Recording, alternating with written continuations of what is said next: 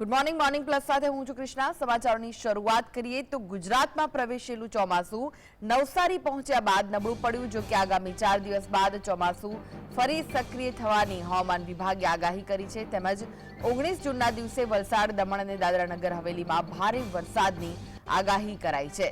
16 જૂનના દિવસે પંચમહાલ, દાહોદ, વડોદરા, છોટાઉદેપુર, નર્મદા, ડાંગ, નવસારી, વલસાડ, તાપી, દમણ, દાદરા નગર હવેલી અને ગીર સોમનાથમાં વરસાદની આગાહી છે। રાજ્યમાં આગામી 17મી થી 22મી જૂનની વચ્ચે ચોમાસું સક્રિય થશે। આ દરમિયાન તોફાની પવન સાથે ધોધમાર વરસાદ વરસી શકે છે। રાજ્યના વિવિધ ભાગોમાં છૂટો છવાયો વરસાદ પડશે, પરંતુ 17મી થી 22મી જૂન દરમિયાન જે વરસાદ પડશે તે ભારે પવન સાથે હશે, જેમાં કેટલાક સ્થળોએ વૃક્ષો પડવાની અને કાચા મકાનોના છાપરા ઉડી જવાની પણ શક્યતા છે। તો 18 જૂનના રોજ જૂનાગઢ, અમરેલી, ભાવનગર અને ગીર સોમનાથમાં વરસાદની આગાહી કરવામાં આવી છે। 19 જૂનના રોજ વલસાડ, દમણ, દાદરા નગર હવેલીમાં ભારે વરસાદની આગાહી કરાઈ છે।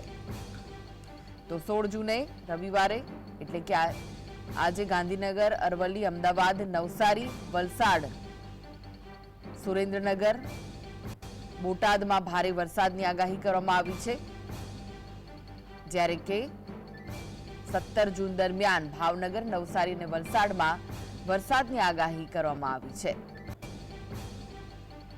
તો હવે ચોમાસું વિધિવત રીતે બેસી જવાનું છે, ત્યારે 18 જૂનના રોજ મંગળવારે ભાવનગર, નવસારી, વલસાડ, અમરેલીમાં વરસાદની આગાહી કરાઈ છે। ભારે પવન સાથે આ વરસાદ વરસી શકે છે, જેના કારણે અનેક વૃક્ષો પડવાની પણ શક્યતા છે। ત્યારે ક્યાં ક્યાં વરસાદ પડી શકે છે તેના પર આપણે નજર કરી રહ્યા છીએ। 19 જૂનના રોજ નવસારી, વલસાડ, ભાવનગર, અમરેલીમાં વરસાદ વરસી શકે છે, સાથે જ ગીર સોમનાથ અને કચ્છમાં પણ વરસાદની આગાહી કરવામાં આવી છે। એટલે કે દક્ષિણ ગુજરાત સહિત સૌરાષ્ટ્રમાં વરસાદ વરસી શકે છે। 20 જૂનના રોજ નર્મદા, ડાંગ, તાપી, સુરત, નવસારી, વલસાડ, સુરેન્દ્રનગર, અમરેલી, ભાવનગર, બોટાદ અને કચ્છમાં વરસાદ વરસવાની શક્યતાઓ હવામાન વિભાગે વ્યક્ત કરી છે। તો હવે ચોમાસું ધીમે ધીમે આગળ વધવાનું છે, ત્યારે રાજ્યમાં અનેક જગ્યાએ વરસાદ વરસી શકે છે। गुजरात स्टेट के लिए फोरकास्ट दिया जा रहा है। डे 1 से लेकर डे 4 तक आइसोलेटेड प्लेसेस पे लाइट टू मॉडरेट रेन होने का पूर्वानुमान है, और डे 5, डे 6 और डे 7 के लिए फिर प्लेसेस पे लाइट से मॉडरेट रेन होने का पूर्वानुमान है। તો આ વિશે વધુ માહિતી માટે જોડાઈ ગયા છે સ્ટુડિયોથી સહયોગી કામેશ ચોકસી। કામેશ, વરસાદ અટકી ગયો હતો, ચોમાસું અટકી ગયું હતું નવસારી બાદ, હવે આગળ વધવાની શક્યતાઓ હવામાન વિભાગ દ્વારા વ્યક્ત કરવામાં આવી છે। સાથે જ એવું પણ કહેવાયું છે કે ભારે પવન સાથે આ વરસાદ વરસી શકે છે। બિલકુલ કૃષ્ણા, આપને જણાવી દઉં કે હવે સમગ્ર ગુજરાત વરસાદની કાગડોળે રાહ જોઈ રહ્યું છે। કારણ એ છે કે આ વખતે રેકોર્ડ બ્રેક ગરમી પડી છે। 10 વર્ષનો જૂનો રેકોર્ડ તૂટી ગયો છે। ગરમીથી લોકો ત્રાહિમામ પોકારી ઉઠ્યા છે, ત્યારે હવે તમામ લોકો ઈચ્છી રહ્યા છે કે સારામાં સારો વરસાદ વહેલી તકે પડે, અને જેને લઈને જો વાત કરવામાં આવે તો વરસાદ પડતા લોકોને ભારે ગરમીથી રાહત મળે અને ઠંડકનો અહેસાસ થાય। આ સાથે જ ધરતીપુત્રોની જો વાત કરવામાં આવે તો તે ધરતીપુત્રોએ પણ વાવણી કરી દીધી છે। હવે વાવણી યોગ્ય સારો વરસાદ પડે તેવી પણ ધરતીપુત્રો રાહ જોઈ રહ્યા છે। ત્યારે હવામાન વિભાગ દ્વારા એક સારી આગાહી કરવામાં આવી છે। એ સારી આગાહીની જો વાત કરવામાં આવે તો આગામી 4 દિવસ માટે ભારે પવન સાથે વરસાદ વરસે તેવી સંભાવના હવામાન વિભાગ દ્વારા વ્યક્ત કરવામાં આવી છે। તેને લઈને જો વાત કરવામાં આવે તો સૌરાષ્ટ્ર, ઉત્તર ગુજરાત, મધ્ય ગુજરાત અને કચ્છમાં વરસાદ પડે તેવી સંભાવના વ્યક્ત કરવામાં આવી છે। આજની જો વાત કરવામાં આવે તો આજે દિવસ દરમિયાન દક્ષિણ ગુજરાતના ભાગોમાં વરસાદી ઝાપટા પડે તેવી શક્યતા વ્યક્ત કરવામાં આવી છે। જેને લઈને જો વાત કરવામાં આવે તો ભરૂચ, સુરત, નવસારી, વાપી, વલસાડ સહિતના જે ભાગો છે ત્યાં આગળ આજે વરસાદી ઝાપટા પડે તેવી સંભાવના વ્યક્ત કરવામાં આવી છે। આ ઉપરાંત વાત કરવામાં આવે સૌરાષ્ટ્રની,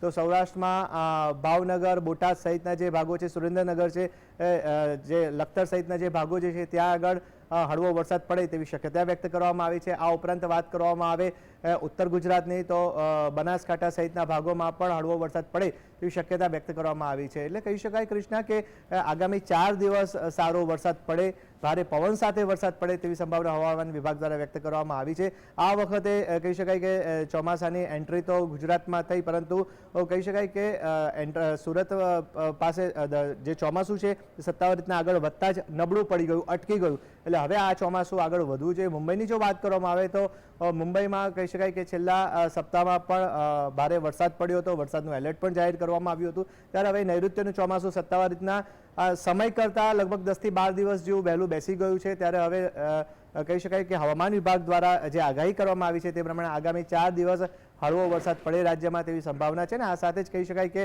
ભારે પવન સાથે વરસાદ ફૂંકાવાની શક્યતા છે. ત્યારે હવે જોવાનું એ રહેશે કે ક્યારે વરસાદ વરસશે અને ક્યારે લોકોને ભીષણ ગરમીથી રાહત મળશે. આ વર્ષે ચોમાસું કેવું રહેવાની શક્યતા હવામાન વિભાગ દ્વારા વ્યક્ત કરાઈ છે?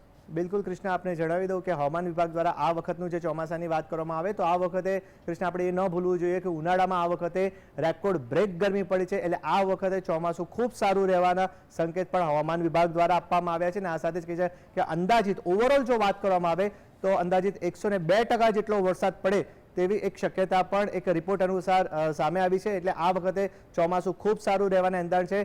જે હવામાન વિભાગ દ્વારા એક આગાહી કરવામાં આવી છે તેની કૃષ્ણ આપણે વાત કરવામાં આવે તો આગામી 21મી જૂન પછી ખૂબ સારો વરસાદ પડશે રાજ્યમાં અને કહી શકાય કે જે વાવણી લાયક વરસાદ જેને કહેવાય તે વાવણી લાયક વરસાદ પડે તેવી પણ શક્યતા વ્યક્ત કરવામાં આવી છે. એટલે ખેડૂતો માટે પણ આ ખૂબ સારા સમાચાર છે કે 21મી તારીખ પછી ખૂબ સારો વરસાદ પડશે જેને લઈને સારી વાવણી લાયક વરસાદ પડશે જેથી પાક પણ સારો ઉગશે ને આ સાથે જ કહી શકાય કે સારો વરસાદ પડતા કહી શકાય છે કે ચોમાસાની ધીરે ધીરે જમાવટ જોવા મળશે. મેઘરાજાની પધરામણી સારી રીતના થાય અને ખૂબ સારું ચોમાસું રહે તેવું તમામ લોકો ઈચ્છી રહ્યા છે. ત્યારે હવામાન વિભાગ દ્વારા આ વખતે સારું ચોમાસું રહેવાની પણ શક્યતા વ્યક્ત કરવામાં આવી છે. જોકે આ વખતે શરૂઆતથી ચોમાસું નબળું પડ્યું છે એટલે કૃષ્ણા એ પણ શક્યતાને આપણે નકારી શકાય તેમ નથી કે આગળ જતા ચોમાસું જે છે એ ધડબડાટી બોલાવશે અને ચોક્કસથી સારો વરસાદ પડે તેવી સંભાવના વ્યક્ત કરાઈ છે. જી આભાર કામેશ સમગ્ર માહિતી